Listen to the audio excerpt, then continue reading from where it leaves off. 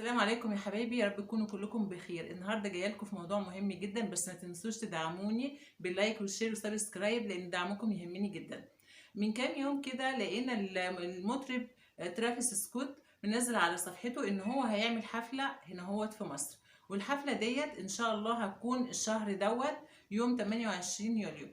سعر التذكره وصلت حوالي 6500 ألف جنيه يعني. وكمان في خلصت يعني في نص ساعة أو في ساعة، وفي منها بيتباع دلوقتي حاليا ب25,000 جنيه في السوق السوداء.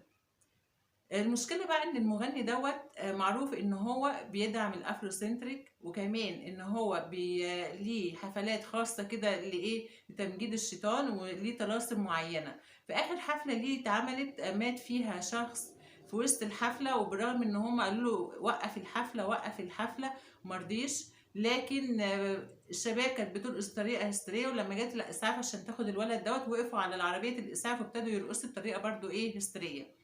في نفس الوقت دوت مات كمان 11 واحد في قلب الحفلة، ولما طلبوا ان هم يوقفوا الحفلة مرضيش ابدا، فضل مكمل مكمل كمل رغم الناس ميتة والشباب ميتة، لكن هو مكمل. ولما جم سألوه بعد انتهاء الحفلة ليه ما حاولتش ان انت توقف الحفلة طالما في شباب ماتت، رد بمنتهى السهولة قالك ان انا لو وقفت الحفلة انا اللي هموت. شايفين ان في خطر كده على اولادنا الحفلات اللي بتقام ديت، وفين عند الهرم.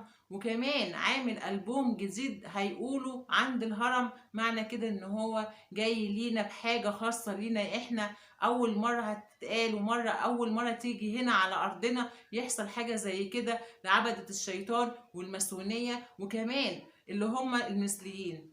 طب دلوقتي يعني لما يجي واحد زي ده على ارضنا ويقول كلام زي دوت هيأثر على شبابنا، يعني احنا بنوعي الشباب وبنفهمهم ونقول لهم خدوا بالكم ان الحاجات ديت غلط وغلط على الدين. لما يجي هو يقول يمجد الشيطان على ارضنا يبقى في حاجة غلط. احنا بلد الاسلام والازهر، وهرجع واقول تاني احنا البلد اللي بنت اكبر جوامع في الشرق الاوسط. وما تنسوش اللي هي ان احنا لسه بانيين دلوقتي جامع اللي هو يعني يعتبر اللي هو المركز الاسلامي في الشرق الاوسط. يبقى ازاي ان احنا نقيم حاجه زي كده في ارضنا؟ ومين اللي سمح لهم؟ وطالما هو قال كده يبقى هو متاكد ان هو خد تصريح، لان دي ارض سياحيه، واحنا عندنا ان احنا نعمل حفلات لو هننشط السياحه.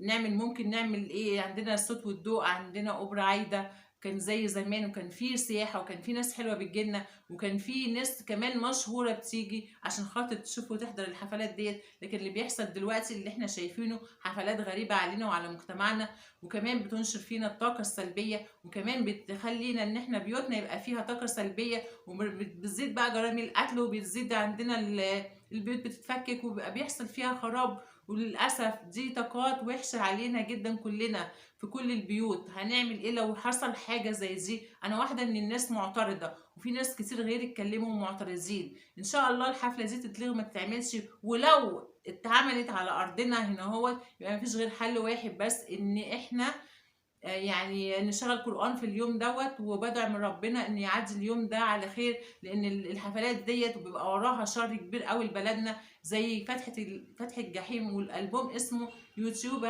يعني في مش عارفه اسمه ايه.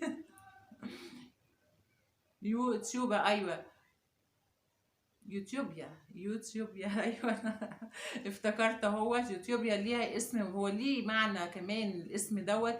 يعني هو عامل الالبوم دوت عشان يجي ينشر الطاقه السلبيه هنا هوت مخصوص. يعني اللي هو لو دخل وقلنا له انت هتغني ايه هيقول لك حاجه جديده واحنا ما نعرفهاش، يبقى كده خطر علينا احنا والله. فيا ريت يا ريت شبابنا ما تنساق ورا الحفلات ديت، يا ريت ما يروحوش، يا ريت تتمنع علشان خاطر ان احنا مش ناقصين مشاكل في بلدنا. احنا بنقول يا رب يرضى عننا. مش معقولة هنعمل حفلات زي ديت وفي الآخر احنا اللي هننضر وبلدنا تنضر وكل حياتنا تنضر. أتمنى من الله إن ربنا يحفظ شبابنا ويحفظ بلدنا على خير بإذن الله. والسلام عليكم يا حبايبي.